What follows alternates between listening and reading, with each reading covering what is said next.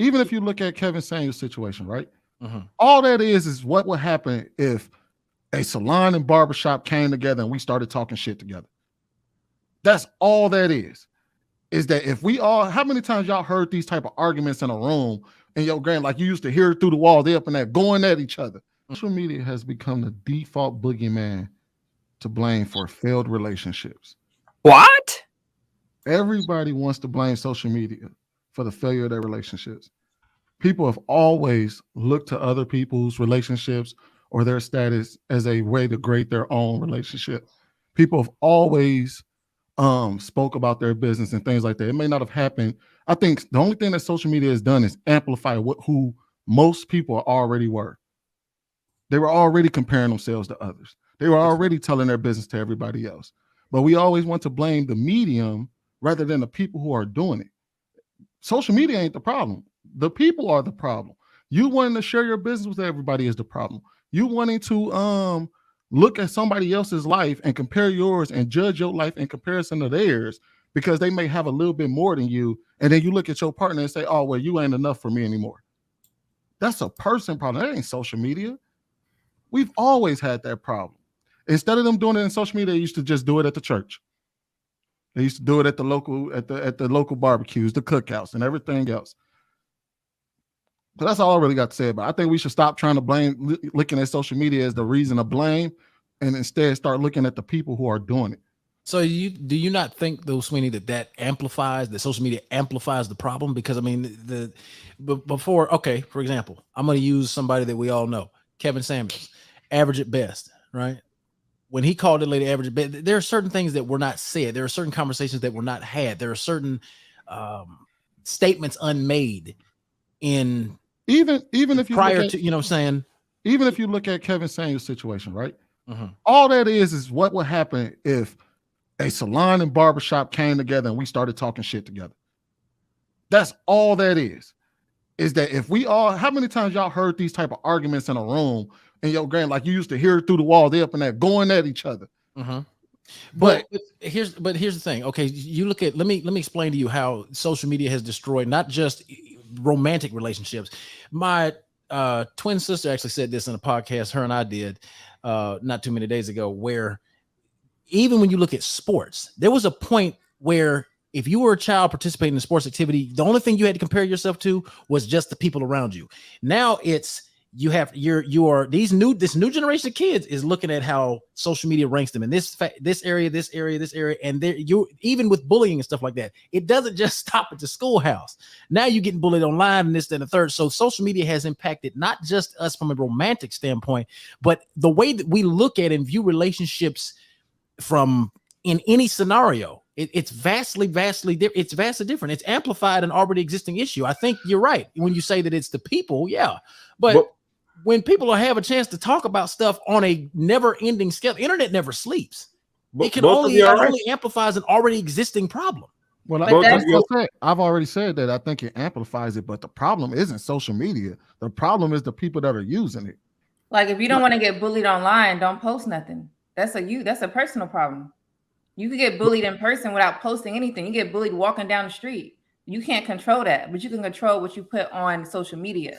So that's not a social media issue. Both of you are right. Social media is a superpower. It's not good or bad. You can use it for good. A lot of people in this panel are very successful because of social media. You use it for good, right? It's not good or bad. The problem is poisoning the well. 10 years ago, 20 years ago, when you poison the well, the people on the village die. Now you poison the storage system. The storage system, I don't know the name in English, which means that when you poison the resource that gives water to everybody, you literally poison in the well, wipe out a full city. So it's not good or bad per se. It's just how we use it. Most of us probably found our special person on social media. It depends on how you use it. Some people use superpowers to become Superman. Some people use superpowers to become Thanos, a giant villain. So it's not good or bad. It depends on how you use the social media and how you go about it. You know what, Fady? You said something interesting. You said that it poisoned the well. You know what I think social media did? I don't think it poisoned the well. I think it exposed a lot of people that were willing to poison the well. I think a lot of people got exposed. That was not my analogy. No. I'm saying I just said that that's what you're saying. Interesting. Right. I get you saying. And what? No, I'm not saying that your sense? analogy is what I'm saying. I'm just saying that Expose what? A lot of Expose people what? that are willing to go on social media and do a lot. Like, think about And it. say Think that about the women fact- are children, for example. No, that's not it. Wait a minute. That's not it. Wait a second. What social media did was give people that was the quiet unknowns an opportunity to act a fool on the damn internet. Okay, like case in point.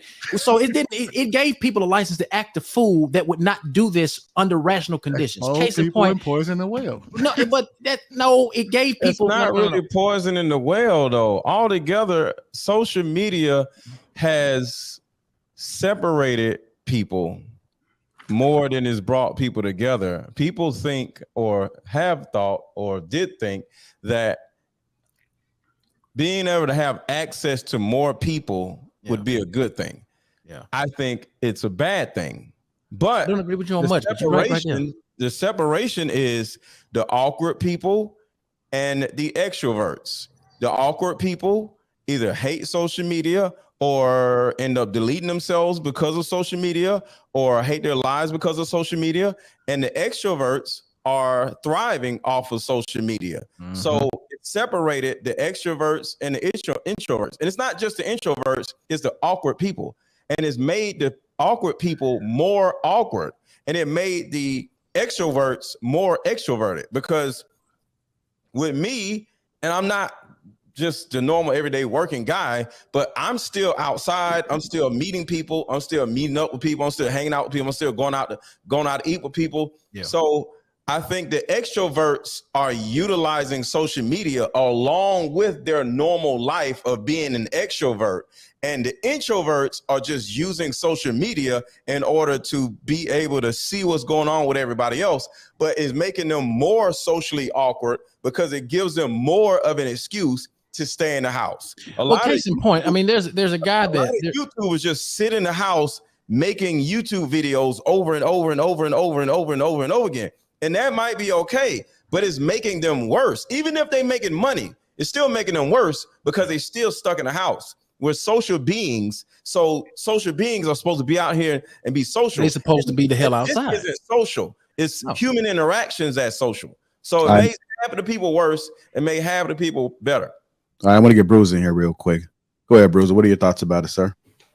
Okay, social media and its effects on modern day relationships. I look at it as it's two extremes. On one side is the worst outcomes you see on social media. Everybody posting the worst outcomes of the relationships. Failures, you know what I'm saying? Shocking videos and all that other stuff going viral, trying to go viral. And then the other extreme is a fantasy, is an illusion of something that everybody wants to have. The best relationship, the best girlfriend, the best marriage. There's no in between. So it'll give you this idea that you can't have what's in the middle. You know what I'm saying? You can't just have an average relationship. You can't just go out on a date and just have a relationship and work to something. It's like it's either going to be the worst case or it's going to be the best case. And everybody is telling you, hey, you're only getting two options. You're only getting two pieces of advice from it. Just don't get in a relationship, don't get in marriage at all.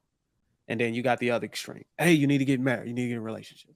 Nobody's on the middle saying, hey, look, just give it a try. It might work. There's no, it might work, or there's a good chance it might. It's a good idea. There's no hell no or yes, hell yes. So it's just two different extremes. And that could give you some mental, what is it called? Gymnastics, mental gymnastics in the wrong direction of where you want to go. So